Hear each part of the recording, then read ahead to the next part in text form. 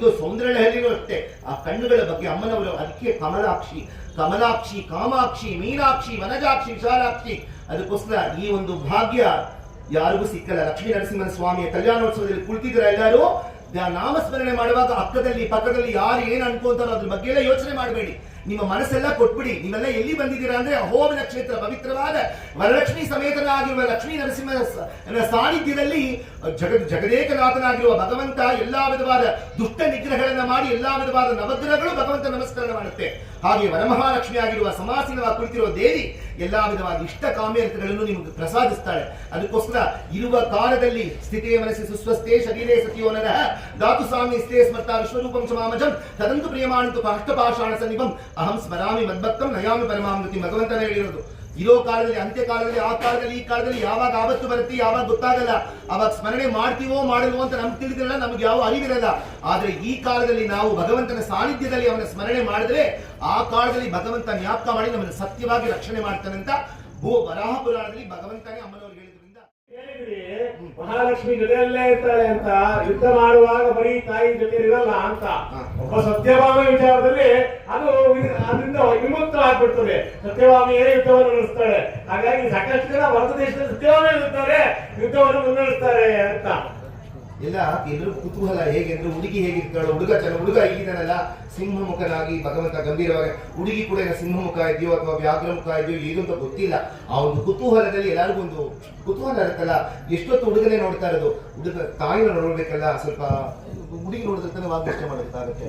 ಹುಡುಗಿ ಹೇಗಿರ್ತ ಹುಡುಗಿನ ಕರ್ಕೊಂಡು ಬನ್ನಿಪ್ಪ, ಕರ್ಕೊಂಡ್ ಬರ್ತೀವಿ.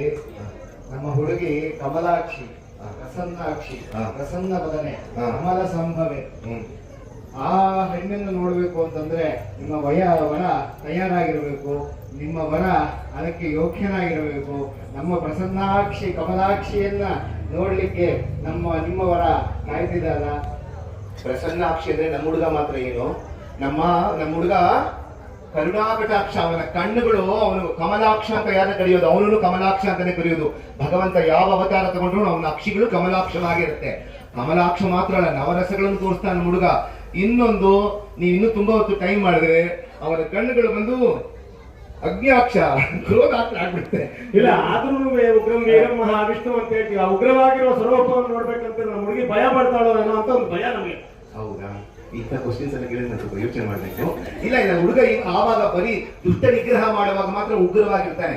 ಮಿಕ್ಕಿದ ಸಮಯದಲ್ಲಿ ಯಾವಾಗಲೂ ನೋಡಿ, ಸಿಂಹವನ್ನು ಕಂಡ್ರೆ ಬೇರೆ ಮೃಗಗಳೆಲ್ಲ ಭಯ ಪಡ್ಬೋದು. ನವರ ಸಿಂಹದ ಪುತ್ರರಲ್ಲ ನೀವು, ನಾವಲ್ಲ. ಅದಕ್ಕೋಸ್ಕರ ಆ ಸಿಂಹ ಬಂದು ನಮ್ಮನ್ನು ಆಲಿಂಗನ ಮಾಡಿ ಮುದ್ದಾಡಿಸುತ್ತೆ. ಅದಕ್ಕೋಸ್ಕರ ಭಯ ಪಡೋದು ಬೇಡ. ಟ್ರೆಂಡ್ ಚೇಂಜ್ ಆಗ್ಬಿಟ್ಟಿದೆ. ಹುಡುಗನ್ ಕೇಳ್ಬೇಕು ನಾವು, ಹುಡುಗಿನ್ ಬೇಕೇಬೇಕು ಹಿಂಗೆ ಅಂತ. ಹುಡುಗಿ ಒಪ್ಕೊಂಡ ಮೇಲೆ ಮಾತ್ರ ಹುಡುಗಿ ಬರ್ತಾಳೆ. ಹಾಗಾಗಿ ಸಾಕಷ್ಟು ಬ್ಯಾಕ್ ಗ್ರೌಂಡ್ ಚೆಕ್ ನಾವು ಮಾಡ್ಬೇಕಾಗುತ್ತೆ. ಆಯ್ತಾ? ಅವ್ರ ತಂದೆ ಯಾರು, ಅವ್ರ ತಾಯಿ ಯಾರು, ಹೇಗ್ ಬಂದ್ರು, ಏನ್ ಕತೆ, ಇವೆಲ್ಲ ತುಂಬಾ ಬೇಕು. ಒಂದು 7 ತಲೆಮಾರುಗಳ ಕಡೆಗೆಲ್ಲ ಹೇಳ್ಬೇಕಾಗುತ್ತೆ ನಾವು. ಆಯ್ತಾ? ಸರಿ ಸ್ವಾಮಿ, ಈ ತಂದೆ ಅವಕಾಶ ಕೊಡಿ, ನಾ ಮಾತಾಡ್ತೀನಿ. ಸರಿ, ನಮ್ಮ ಹುಡುಗ ಕೇಳಿದೆ. ಅವನು ಅಖಿಲಾಂಡ ಕೋಟಿ ಬ್ರಹ್ಮಾಂಡ ನಾಯಕ, ಆದಿ ಜನಕ ಅವನು. ಎಲ್ಲಾ ಆದಿ ದಂಪತಿಗಳಾಗಿರೋ ಭಗವಂತ, ಅವನಿಗೆ ಸೃಷ್ಟಿಗೆ ಆದಿ ಮೂಲ ಅವನು ಸ್ತಂಭದಿಂದ ಉದ್ಭವ ಆಗಿರೋನು. ಅವನ ಜನರಿಗೆ ಯಾರು ಅಂತ ಅವನೇ ತಂದೆ, ಅವನೇ ತಾಯಿ ಆಗಿರುವಾಗ ಅವನೇ ಪರಬ್ರಹ್ಮನಿಗೆ ಯಾವ ಗೋತ್ರ ಅಂತ ಕೇಳ್ತೀರಾ? ಸರಿ, ನೀವು ಕೇಳಿದ್ರು ವಿದ್ಯಾವಿನ ಸಂಪನ್ನ ಭಗವಂತ ಹಯಗ್ರೀವ ಜ್ಞಾನಾನಂದಮಯಂ ದೇವ್ ನಿರ್ಮಸ್ಫಟಿಕಾಗ್ತಿ ಮಾಧಾರಂ ಸರ್ವ ವಿದ್ಯಾನ, ಎಲ್ಲಾ ವಿದ್ಯೆ ಸಂಪನ್ನ. ಅದು ಮಾತ್ರವಲ್ಲದೆ ನೀವು ಕೇಳಿದ ಹಾಗೆ ಹುಡುಗನಿಗೆ ಜ್ಞಾನ, ಐಶ್ವರ್ಯ, ವೀರ್ಯ, ಶಕ್ತಿ, ತೇಜ, ಸೌಶಲ್ಯ, ವಾತ್ಸಲ್ಯ, ಮಾರ್ಗಭಾಜ, ಸೌಹಾರ್ದ, ಸಾಮ್ಯ, ಕಾರುಣ್ಯ, ಮಾಧುರ್ಯ, ಗಾಂಭೀರ್ಯ, ಔದಾರ್ಯ, ಚಾತುರ್ಯ, ಸ್ಥೈರ್ಯ, ಧೈರ್ಯ, ಶೌರ್ಯ, ಪರಾಕ್ರಮ, ಇದೆಲ್ಲ ಪರಿಪೂರ್ಣವಾಗಿರೋ ಹುಡುಗ. ಅದಕ್ಕೋಸ್ಕರ ಹುಡುಗನ ಬಗ್ಗೆ ಏನು ಯೋಚನೆ ಮಾಡೋದೇ ಬೇಡ. ನೀವು ನಿಮ್ಮ ಹುಡುಗಿ ಕೊಡ್ಬೇಕು ಅಂದ್ರೆ ನಮ್ಮ ಹುಡುಗ ಇಷ್ಟೆಲ್ಲ ಇದೆ ಅಂದ್ರೆ, ಈಗ ಅವನು ತ್ರಿವಿಕ್ರಮ ಅವತಾರ ಇಟ್ಟುವಾಗ ಭೂಮಿ ಆಕಾಶ ಇಲ್ಲ ಅವನ ಸಂಪತ್ತೇ ಆಗ್ಬಿಡ್ತು. ಇವಾಗ ನೀವಂತ ಹುಡುಗರಿಗೆ ನೀವೇನ್ ಸಂಪತ್ತು ಕೊಡ್ತೀರಾ? ವರದಕ್ಷಿಣೆ ಎಷ್ಟು ಕೊಡ್ತೀರಾ? ಅಯ್ಯೋ, ನೀವು ರಾಕ್ಷಸ ಸಂಹಾರ ಮಾಡಕ್ ಬಂದಿರೋ ಒಂದು ಹುಡುಗನಿಗೆ ಯಾರಾದ್ರೂ ನೀವಾದ್ರೆ ತಾನೇ ಹುಡುಗಿನ ಕೊಡ್ತೀರಾ ಸ್ವಾಮಿ? ಹಂಗಂದ್ರೆ ಇಲ್ಲ, ರಾಕ್ಷಸನ್ನ ಬಿಟ್ಬಿಡ್ರಪ್ಪ, ಎಲ್ಲಾರು ಶುಭಂ ಭವತಿ ಅಂತ ಇರಲಿ. ದುಷ್ಟರು ಹೋದ್ರೆ ತಾನೆ ಇವಾಗ ಅಲ್ಲಲ್ಲಿ ರಾಕ್ಷಸರು ಉದ್ಭವ ಆಗ್ತಾ ಇದಾರೆ. ಅದಕ್ಕೋಸ್ಕರ ನರಸಿಂಹ ಬರ್ಲೇಬೇಕು. ನರಸಿಂಹ ಇದ್ದಿದ್ರೆ ಆಗೋದೇ ಇಲ್ಲ. ನೀವು ಫಸ್ಟ್ ನಿಮ್ಮ ಇರೋ ಎಲ್ಲಾದ್ರೂ ನಿಮ್ಮನ್ನು ರಕ್ಷಣೆ ಮಾಡ್ಬೇಕು ಅಂದ್ರೆ ಹುಡುಗ ಬರ್ಲೇಬೇಕು ರಕ್ಷಕನಾಗಿ. ಹಾಗೆ ನಿಮ್ಗೆ ಯಾವ ವಿಧವಾದ ಉಪದ್ರವಗಳೆಲ್ಲ ಇರಬಾರ್ದು ಅನ್ನೋದಕ್ಕೋಸ್ಕರ ನಮ್ಮ ಹುಡುಗ ಆ ಒಂದು ಅವತಾರ ತಗೊಂಡು ರಾಕ್ಷಸ ಸಂಹಾರ ಮಾಡ್ದ. ಅದಕ್ಕೋಸ್ಕರ ನಮ್ಮ ಹುಡುಗಿ ಆಕಾಶ ರಾಜನ ಪುತ್ರಿ. ಆಕಾಶ ರಾಜ ಅಂತಂದ್ರೆ ಅವನಿಗೆ ಅಂತ್ಯವೂ ಇಲ್ಲ ಅವನಿಗೂನುವೆ. ಅಂತವಳ ಮಗಳು ಎಂತ ಸೌಂದರ್ಯವತಿ ಆಗಿರಬಹುದು. ಆಕಾಶ ರಾಜನ ಮಗಳು ಅಷ್ಟೇ. ಸಹಸ್ರಮೂರ್ತೆ ಸಹಸ್ರಪಾದಾಕ್ಷಿರೋರ್ಬಾಹವೇ ಸಹಸ್ರನಾಮ್ನೆ ಪುರುಷಾಯ ಶಾಶ್ವತೆ ಸಹಸ್ರಕೋಟಿ ಯುಗಧಾರಿಣೇ ನಮಃ. ಎಲ್ಲ ಋಷಿಗಳಲ್ಲಿ ಯಾರು ಪ್ರಾರ್ಥನೆ ಮಾಡ್ತಾ ಇದ್ದಾರೆ? ಅವನನ್ನೇ ಪ್ರಾರ್ಥನೆ ಮಾಡ್ತಾ ಇದ್ದಾರೆ. ನಾವು ಹೇಳ್ತೀವಿ ಕಾತ್ಯಾಯನಾಯ ವಿದ್ಮಹೇ ಕನ್ಯಾಕುಮಾರಿ ದೇವಿಗೆ ಅಂತ ಸೌಭಾಗ್ಯವಾದಂತ ಕನ್ಯೆಯವಳು. ಹೌದು. ಆಯ್ತಾ? ಅಂತಹ ಕನ್ಯೆಗೆ ಒಬ್ಬ ನರ ಸಿಂಹ ಅಂತ ಹೆಸರಿಟ್ಕೊಂಡಿದ್ದೀರಾ ನೀವು.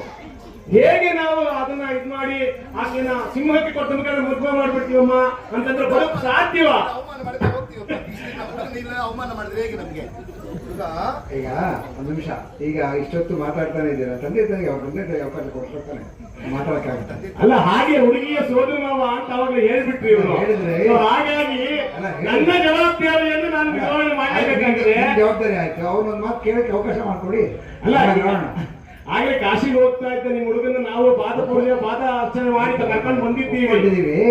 ಆದ್ರೂ ಕೂಡ ಒಂದು ಪ್ರತಿಯೊಂದು ಯುಗದಲ್ಲಿ ಶಿಷ್ಟ ರಕ್ಷಣೆಗೋಸ್ಕರವಾಗಿ ಪ್ರತಿಯೊಂದು ಅವತಾರವೂ ಭಗವಂತ ತಾಳಲೇಬೇಕಾಗುತ್ತೆ ನೋಡಿ. ಎಲ್ಲ ಕೆಲಸ, ಎಲ್ಲ ಮಾತು ತಲೆನೋವಿಗೆ ಎಲ್ಲರಿಗೂ ಒಂದೇ ಮಾತ್ರ ಕೆಲಸ ಮಾಡೋದಿಲ್ಲ, ಒಬ್ಬೊಬ್ಬರಿಗೂ ಒಂಥರ ಮಾತ್ರ ಕೊಡ್ಬೇಕಾಗ್ತದೆ. ಅದರಿಂದ ಭಗವಂತ ಅದೇ ರೂಪದಲ್ಲಿ ಬಂದಾಗಲೇ ಮಾತ್ರನೇ ವಜ್ರಂ ವಜ್ರೇಣ ಧೀಯತೆ, ಮುಳ್ಳನ್ನು ಮುಳ್ಳಲ್ಲೇ ತೆಗಿಬೇಕಾಗ್ತದೆ.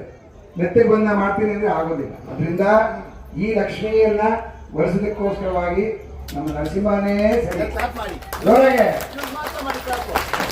ಲಕ್ಷ್ಮೀಂ ಕ್ಷೀರ ಸಮುದ್ರ ರಾಜತನಯಾಂ ಶ್ರೀರಂಗ ರಾಮೇಶ್ವರಿ ದಾಸೀಭೂತ ಸಮಸ್ತ ದೇವವನಿತಾಂ ಲೋಕೈಕ ದೀಪಾಂಕರಂ. ಎಂತ ಹುಡುಗಿ ನಮ್ಮಳು, ಲೋಕೈಕ ದೀಪಾಂಕುರಾಮ್ ಅಂತ ಹೇಳ್ತೀವಿ. ಅಂತ ಹುಡುಗಿಗೆ ನೀವು ಬರೀ ಯಾವ್ದೋ ಒಂದು ಸಣ್ಣ ಶ್ಲೋಕ ಹೇಳಿ ಚಪ್ಪಾಳೆ ತಪ್ಪಿಸ್ಕೊಡ್ತೀರಲ್ಲ, ಸರಿನಾ? ಒಂದ್ಸಲ ಚಪ್ಪಾಳೆ ಹೊಡಿರಿ.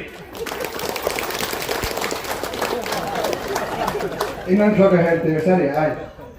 ಗರ್ಜಂತಂ ಗರ್ಜಯಂತಂ ವಿದಬುಲಬಲಂ ಸ್ಫೋಟಯಂತಂ ಮಟಂತಂ ರೂಪ್ಯಂತಂ ತಾಪಯಂತಂ ಭೂಮಿ ಪಡು ಬೀಜಂ ಸೇವಯಂತಂ ಸುಗಂಧಂ ಕ್ರಂದಂತಂ ರೋದಯಂತಂ ವಿಶೀದಿತಂ ಸಂಬರಂತಂ ದೀಕ್ಷಂತಂ ಗೋರಯಂತಂ ಶರಣಗತೇ ದಿವ್ಯಸಿಂಹಂ ನಮಾಮಿ. ಯಾವ ನರಸಿಂಹರ ಕೈ ತಟ್ಟಲ್ಲ ಪಾತ್ಕೊಪ್ಪ. ಜೋರಾಗಿ ಕೈ ತಟ್ಟಬೇಕು ನೋಡಿ. ನಮ್ಮ ಕಡೆ ನೋಡಿ, ಎಲ್ಲ ನಮ್ಮ ಕಡೆ ಇದ್ದಾರೆ. ಹೋಳಿ ಸ್ವಾಮಿ, ಮೇಘ ಹುಳಿ ಹೋಳಿ ಸ್ವಾಮಿ ಕನ್ನಡ ಮಾಡಿ. ಸರಿ ಅಪ್ಪ, ಆಟ ಇದ್ರೆ ನಾವಿದಾಗಲ್ಲ ನಾವು, ಯಾಕಂದ್ರೆ ಇಂಥ ಹುಡುಗಿ ಸಿಕ್ಕಲ್ಲ ಏನಪ್ಪ. ಯಾಕಂದ್ರೆ ತುಂಬಾ ಲಕ್ಷ್ಮಿ ಅಂದ್ರೆ ತುಂಬಾ ಐಶ್ವರ್ಯ ಇರೋದು. ಅದಕ್ಕೋಸ್ಕರ ಸ್ವಲ್ಪ ಅಷ್ಟಲಕ್ಷ್ಮಿಗಳು ಬೇರೆ, ಅದು ವರಲಕ್ಷ್ಮಿ ಬೇರೆ. ವರಲಕ್ಷ್ಮಿ ಹೇಳೋದಾಗತ್ತೆ. ಸ್ವಲ್ಪ ನಾವು ತಲೆ ಬಗ್ಗೆ ನಾವು ಸ್ವೀಕರಿಸೋಣ. ಸರಿ ಸ್ವಾಮಿ, ಏನೋ ಕೋಪದಲ್ಲಿ ಈಗ ಹೇಳ್ಬಿಟ್ಟು, ಯಾಕಂದ್ರೆ ನಮ್ಮ ಹುಡುಗ ತುಂಬಾ ಸೀರಿಯಸ್ ಅಂದ್ರೆ ನೀವು ಈ ಕಡೆ ವಧು